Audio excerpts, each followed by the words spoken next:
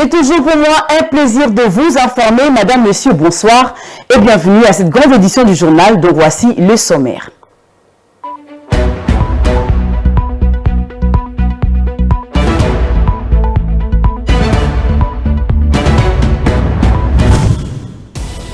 Le président de la République démocratique du Congo, Félix Tshisekedi, a partagé un repas avec les officiers de l'armée nationale lors d'une rencontre marquée par un discours fort sur la responsabilité et les missions de l'armée dans un contexte de défense de la nation et de l'intégrité territoriale. Les collectifs de victimes de l'agression des terroristes M23 poursuivent la manifestation contre les troupes de l'EAC ce jeudi 19 octobre dans la ville de Goma, au Nord Kivu. Les manifestants ont été reçus par le commandant adjoint de la force régionale qui a réceptionné leur mémorandum.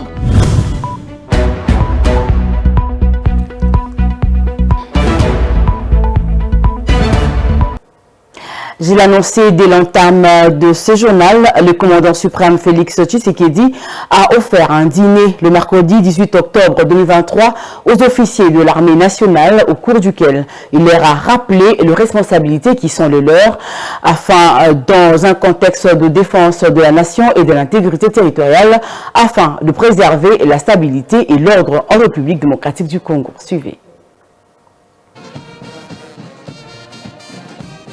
Le président de la République démocratique du Congo, Félix Antoine Tshisekedi Tshilombo, a partagé un repas avec les officiers de l'armée nationale le mercredi 18 octobre 2023 lors d'une rencontre marquée par un discours fort sur la responsabilité et les missions de l'armée dans un contexte de défense de la nation et de l'intégrité territoriale. Lors de cet événement, le chef de l'État a adressé un message clair à l'ensemble des militaires présents. Je tenais à ce repas pour vous dire un seul message, c'est que nous formons un seul corps. Ce corps des défenseurs de notre pays et de ses institutions. Ce corps défenseur de notre peuple et du territoire national. Nous avons cette mission à remplir jusqu'au sacrifice suprême s'il le faut. Parce que notre pays est l'objet de convoitises, comme vous le savez, mais également de tentatives de déstabilisation. Et nous n'avons pas le droit de léguer aux générations futures un pays qui soit instable, désorganisé et la proie de tous les prédateurs, quels qu'ils soient. Le président a également encouragé les militaires à rester fidèles à leur mission en promettant que le gouvernement mettra à leur disposition tous les moyens nécessaires pour les honorer pendant et après leur carrière militaire. Il a conclu en rappelant aux soldats qui sont les gardiens de la nation, prêts à sacrifier leur vie pour protéger le pays. Cette rencontre intervient 3 jours après une séance de causerie morale menée par le général Christian Chiwewe, chef d'état-major général de forces armées de la RDC FARDC, au cours de laquelle il a réitéré les missions et la loyauté de l'armée envers le président Tshisekedi. Il avait également adressé un avertissement à ceux qui tenteraient de déstabiliser les institutions en place en réponse aux menaces proférées par le général John Numbi dans une vidéo récemment diffusée sur les réseaux sociaux.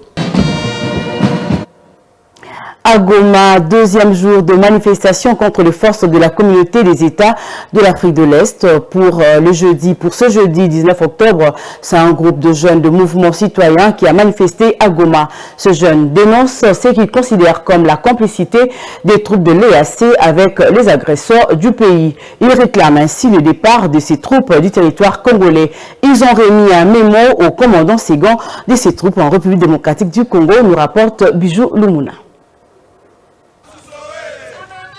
Ils viennent de différents mouvements citoyens de Goma. Ils manifestent leur mécontentement contre les troupes de la communauté des États de l'Afrique de l'Est. Encadrés par la police nationale congolaise, ces jeunes venus de l'entrée président en passant par le gouvernorat du Nord Kivu ont remis leur mémorandum aux représentants de forces de l'EAC en RDC. L'EAC est devenue une force qui veut agresser la République démocratique du Congo.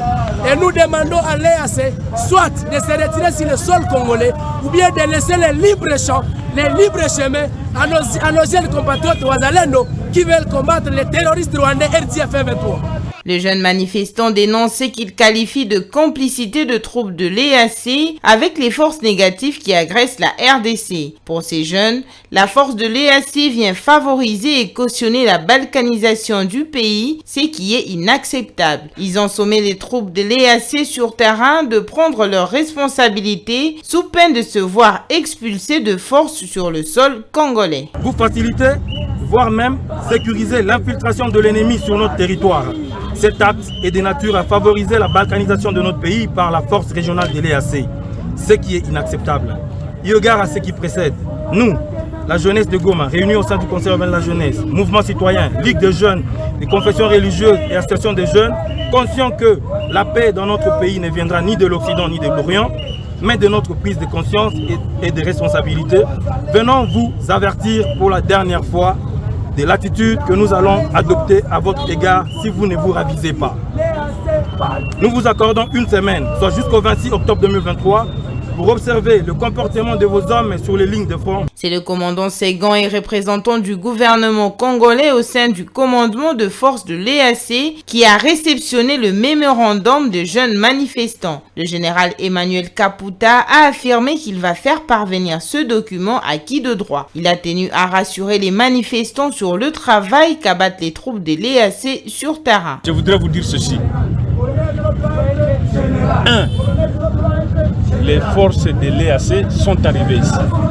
N'eût été cette force au niveau de l'axe de Kibumba, Kanyamaoro, vous avez été sur le terrain, vous m'avez vu sur les bombes à Kanyamaoro. France 24, vous étiez là, Al Jazeera, vous étiez là.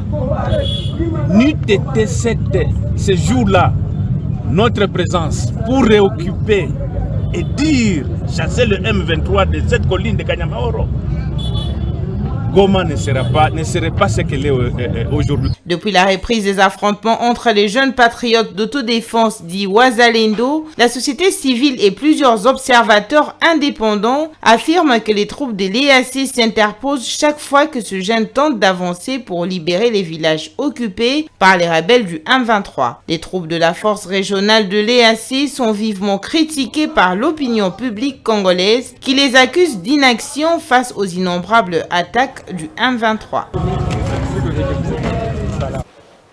Toujours en province, l'Assemblée provinciale du Maniema a pris position sur la situation sécuritaire précaire dans le sud de la province suite à la reprise des affrontements entre deux factions de la milice Malaïka. Le président du bureau d'âge de l'Assemblée provinciale de Maniema, le député Makonga Iki Claude Foreman, a exprimé ses inquiétudes concernant le prêt humanitaire et matériel causé par les récents affrontements armés entre les deux factions de la milice Maïmaï dans le territoire de Kabambaré la semaine dernière. Regardez. Le député Makonga a rapporté que ces accrochages ont entraîné la perte d'au moins 10 vies humaines, la destruction de nombreuses habitations et le déplacement massif de la population. Nous assistons à une violation flagrante de droits de la vie et à la sécurité des individus, a-t-il déclaré. Le député Makonga condamne avec la plus grande fermeté ces actes barbares et appelle les deux parties à privilégier la paix, permettant ainsi à la population de retourner dans ses lieux d'origine. De plus, il a souligné la responsabilité du gouvernement provincial dans cette situation. Il a appelé les gouvernements à organiser une mission de médiation pour réconcilier les deux factions de milices Maïmaï, à ouvrir une enquête pour déterminer les responsabilités et à garantir une assistance humanitaire aux populations affectées. Les affrontements entre les deux factions de la milice Malaika ont entraîné les déplacements de nombreuses familles. Selon la société locale, plus de 4500 familles ont fui ces violences pour se réfugier dans d'autres localités. Les différends à l'origine de ces affrontements reposent sur la signature d'un cahier des charges entre Stratégos Minit et la communauté locale des Salamabila Selon, Albert Katuta Wabilangui, administrateur du territoire des Kabambar. Pendant le processus électoral, la délégation de la communauté de développement de l'Afrique australe, SADC, conduite par sa vice-présidente, l'avocate Notema Djipoeta, en mission d'observation préélectorale en République démocratique du Congo, a échangé le mercredi 18 octobre 2023 avec le président de la centrale électorale, Denis Kadima. Les échanges ont tourné autour du processus électoral en RDC. Occasion pour Madame Djipoeta de faire l'évaluation de l'environnement politique et sécuritaire du pays avant la tenue des élections qui pointent à l'horizon. Propos recueillis par Enoch Kalonji. Nous sommes ici pour mener une évaluation préélectorale. Nous voulons également être saisis de la situation politique et de la situation sécuritaire du pays pour voir si elle se prête à la tenue des élections. Nous évaluons également le cadre juridique, notamment la Constitution, la loi électorale, mais aussi nous évaluons l'état de préparation de la CENI pour la tenue des élections.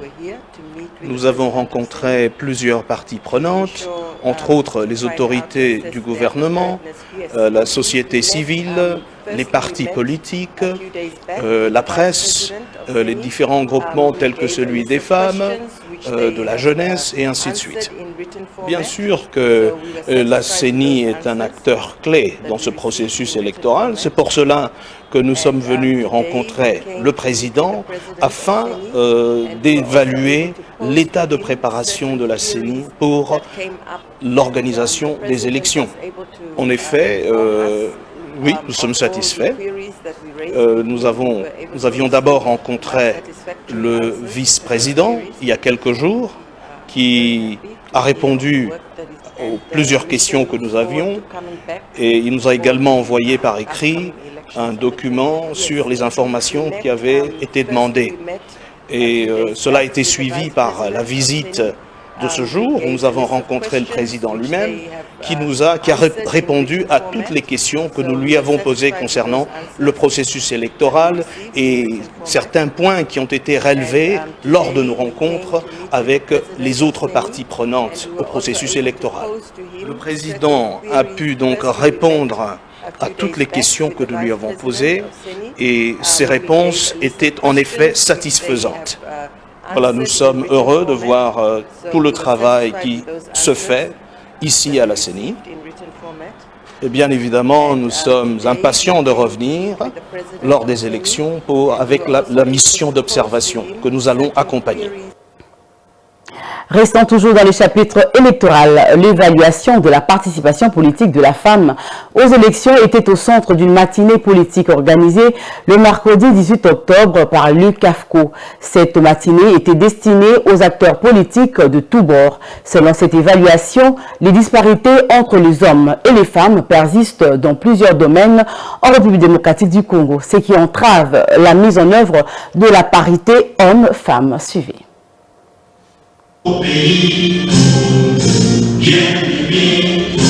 La matinée politique du mercredi 18 octobre, à l'intention des acteurs politiques, avait pour but d'identifier les obstacles qui justifient le faible taux d'alignement des femmes sur les listes électorales. Il était aussi question de décerner les avantages découlant de l'alignement des femmes sur les listes électorales et développer un regard stratégique sur les femmes en les considérant comme un capital humain. Le cadre permanent de la concertation de la femme congolaise, CAFCO en sigle, a noté les faibles taux d'alignement des femmes sur les listes électorales.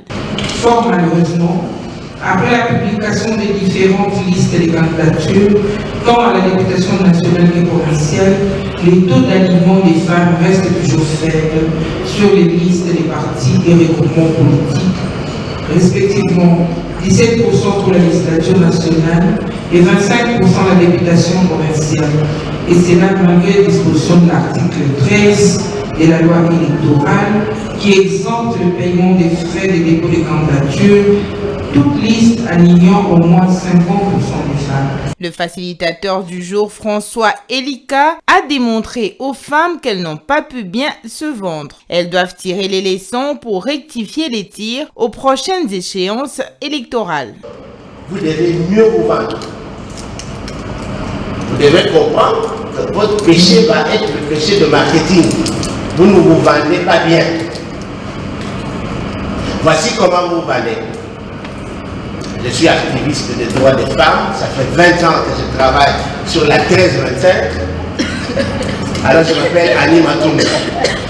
Donc, si vous vous vendez comme ça, vous pensez qu'il y a combien d'autres personnes qui ont travaillé sur la 1325, ça fait 20 ans. Anne-Marie Matundu de la société civile pense qu'il est temps de politiser les femmes afin qu'elles réussissent à atteindre leurs objectifs. Pour ce faire, il est nécessaire de mettre en place des stratégies et de changer de paradigme. Il y a beaucoup d'obstacles. D'abord, les femmes elles-mêmes n'aiment pas entrer dans les partis politiques à cause de tout ce qu'on peut dire d'elles.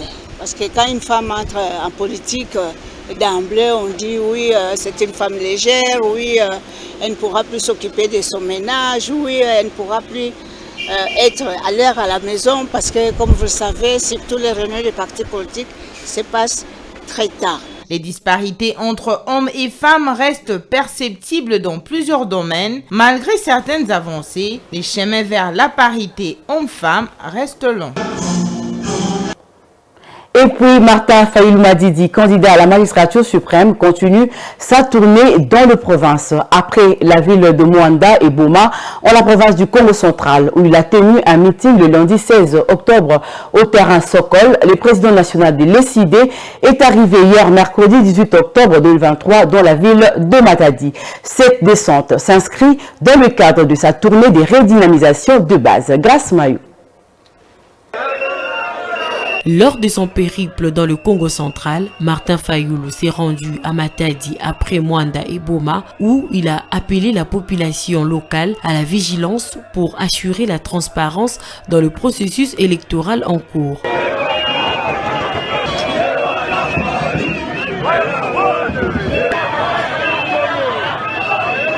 À cette occasion, le président national de l'ECID a rendu hommage en observant une minute de silence au député honoraire et leader du mouvement politico-religieux Boudidia Mayala, Nemwana Semi, qui a retiré sa révérence en cette même journée de suite d'une longue maladie.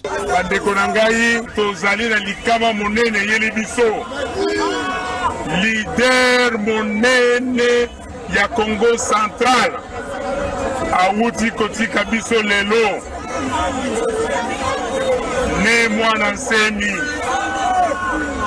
awuti kotika biso lelo nye une minute de silence. Signalons que dans le cadre de sa tournée dans cette partie du pays, Martin Fayulu s'est adressé à la population de la cité de Moanda le dimanche 15 octobre où il a réitéré le même message de la vigilance pour assurer la transparence dans le processus électoral de décembre prochain. Tout à fait autre chose. Le directeur général de l'autorité de régulation de la sous-traitance dans le secteur privé, en sigle ARSP, Miguel Cachal Katambe, poursuit sa mission de contrôle des entreprises sur la loi de la sous-traitance dans la province du Lualaba. Dans cet élément, nous vous proposons de suivre l'étape de la société minière Kamoto Copel Company. Images et commentaires de Laetitia Moulalou. Avec dans sa suite le représentant de la Fédération des entreprises du Congo et quelques entrepreneurs, le DG de l'autorité de régulation de la sous-traitance dans le secteur privé, ARSP, poursuit la mission de contrôle dans le Lualaba a mis le cap sur la société minière Kamoto Copel Company, KCC en sigle. Sur place, le patron de la sous-traitance en République démocratique du Congo a échangé avec le responsable de cette entreprise sur le respect de la loi sur la sous-traitance tout en sollicitant la collaboration avec les OPJ de l'ARSP afin de leur permettre de réaliser un bon travail dans le cadre de leur mission. Par ailleurs, le président provincial de la FEC a salué cette collaboration ARSP-FEC depuis la signature du protocole d'accord et a demandé aux entreprises principales d'accompagner l'initiative. Nous ne pouvons qu'applaudir l'initiative parce que vous savez, depuis qu'on avait signé le protocole d'accord avec l'ARSP, rien n'avait bougé. Mais aujourd'hui, avec l'arrivée de DG ici sur place, nous pensons que, comme lui-même l'a déclaré, que les choses vont bouger, les choses vont rentrer sur les rails et ça ne va pas rester au niveau des slogans, mais ça sera une réalité. Pour les sous-traitants congolais, c'est ici l'occasion de saluer la détermination du DG Kachal Miguel visant à valoriser les opérateurs économiques comme le souhaite le président de la République, Félix Antoine Tshisekedi. Nous avons un défenseur qui porte cette charge-là de nous défendre parce qu'avant on était marginalisés. Mais aujourd'hui nous sommes confiants et que l'avenir est vraiment meilleur parce que les DG tiennent vraiment ces combats pour défendre les Congolais, surtout les jeunes entrepreneurs. Point n'est besoin de rappeler que cette opération se déroule non seulement dans le respect strict de prescrits de la loi, mais aussi et surtout dans la préservation du bon climat des affaires. Parlons culture pour finir. Depuis près d'une décennie, il s'observe un phénomène de téléchargement de musique dans les téléphones portables et clés USB. Dans différents coins de Kinshasa comme ailleurs dans le pays, de jeunes gens téléchargent de la musique pour leurs clients moyennant paiement de quelques billets et de banques. Cependant, cet argent perçu finit dans les poches de ces téléchargeurs de musique au détriment des artistes et auteurs-compositeurs des chansons vendues. Une pratique qui met en mal l'industrie musicale plutôt congolaise. On fait le point avec Viningali Junior. La place Victoire, dans le très bouillant quartier Matongé de Kinshasa, était jadis les lieux préférés des artistes congolais pour la promotion de leurs nouveaux albums. C'est aujourd'hui devenu l'un des hauts de la vente par le téléchargement illégal de la musique. Munis des ordinateurs et baffles, des distributeurs des musiques d'un nouveau genre s'adonnent à cœur joie à la vente illégale des chansons des différents artistes. Ces phénomènes a pris de l'ampleur dans la capitale congolaise et dans d'autres villes du pays. Cette vente illégale s'est fait au vu et au su de tous. Nous vendons des chansons après chaque sortie d'un nouvel album d'un artiste musicien. En téléchargeant à partir de mon téléphone, je la copie dans mon ordinateur et je procède à la vente moyennant 100 francs pour une chanson. En même temps, je joue de leur musique. Quand nous avons débuté ce travail ici à Victoire, il y avait une organisation dénommée Sokoda qui passait pour percevoir l'argent communément appelé droit d'auteur. Ce téléchargement illégal des œuvres musicales est décrié par les artistes musiciens congolais. Mandanchante, musicien, auteur et compositeur qui a mis sur le marché plusieurs chansons à succès, s'en prend à ces vendeurs illégaux. Mais il a fait aussi appel aux autorités pour sanctionner les auteurs de ces pratiques qui nuisent à leur carrière d'artiste. Nous savons que nous ne sommes pas protégés peut-être au niveau de l'État parce que entre nous, moi comme étant artiste, si je croise un vendeur de nos chansons de façon illégale, 2000 francs congolais pour 50 chansons, je ne peux pas venir le menacer, je n'en ai nullement le droit, je ne suis pas l'État. Ces problèmes, c'est l'État qui doit les résoudre. Il doit protéger nos œuvres. L'État. Modeste Chumba est un opérateur culturel. Il est le propriétaire de la maison de production Thioms. Ces producteurs organisent plusieurs activités culturelles en RDC depuis plus de 3 décennies. Ils s'insurgent contre cette piraterie des œuvres musicales des artistes congolais. Cette pratique détruit l'industrie musicale et cause d'énormes pertes aux producteurs. Les désavantages, ça se situe sur lorsque quelqu'un entre dans l'événement que vous êtes en train d'organiser, où il prend votre chanson, il fait ça pour pirater ça, mais c'est difficile qu'un producteur puisse gagner. C'est difficile parce que celui-là, il prend tes œuvres, il est tenté de vendre les œuvres d'esprit. C'est malheureux parce que la culture est le socle du développement d'une nation. C'est malheureux lorsqu'on ne contrôle pas cette culture-là. C'est vraiment malheureux. Pour ces producteurs, l'État doit s'impliquer dans la lutte contre la piraterie. Il faut une bonne politique culturelle au niveau du ministère de la Culture et des Arts. Modeste suggère l'organisation des États généraux de la culture pour trouver des pistes de solution à ces phénomènes destructeurs. On doit avoir la politique culturelle. Une bonne politique culturelle qui va se jouer au niveau du ministère de la Culture en organisant bien l'État généraux de la culture. Pas des États généraux là qui n'est pas dans une voie. Il faut les États généraux qu'on amène, qu'on fait appel à toute personne, homme de la culture, pour donner les suggestions. Et si les autorités, les chefs de l'État, qui est la haute personnalité culturelle, ils m'écoutent, je les demanderai de faire appel aux vrais opérateurs culturels. La situation des droits d'auteur est gérée en RDC par la Société congolaise des droits d'auteur, SOCODA en sigle. Mais cette structure est presque absente, minée par des querelles internes. Du coup, elle a du mal à mener des actions sur terrain. Dans l'entretemps, les artistes continuent à observer impuissants face à la piraterie de leurs œuvres qui leur font subir des pertes énormes. Madame, Messieurs, c'est la fin de ce journal, mais avant de nous quitter, place au rappel des titres.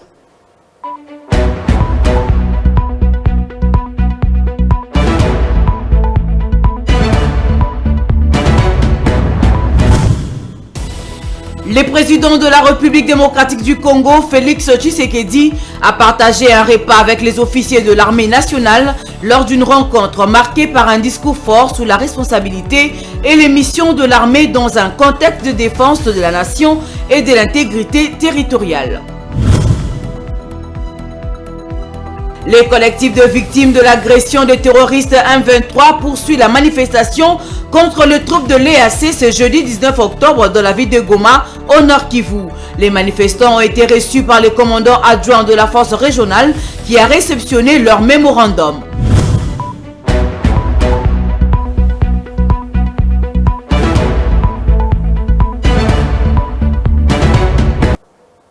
Voilà, c'est la fin de cette session d'information sur Mondico Télévision.